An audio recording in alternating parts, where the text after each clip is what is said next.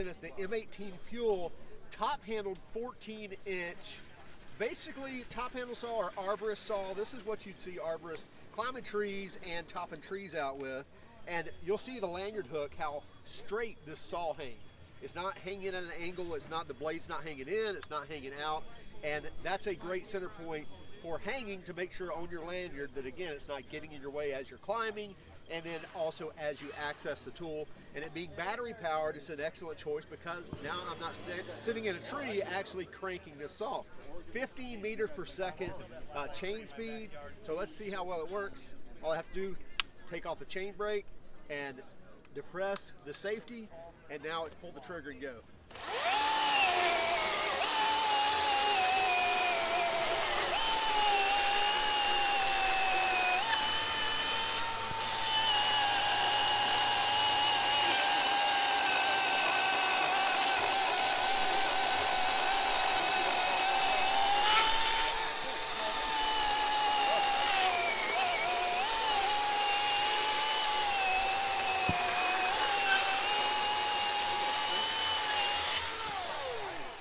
Very impressive.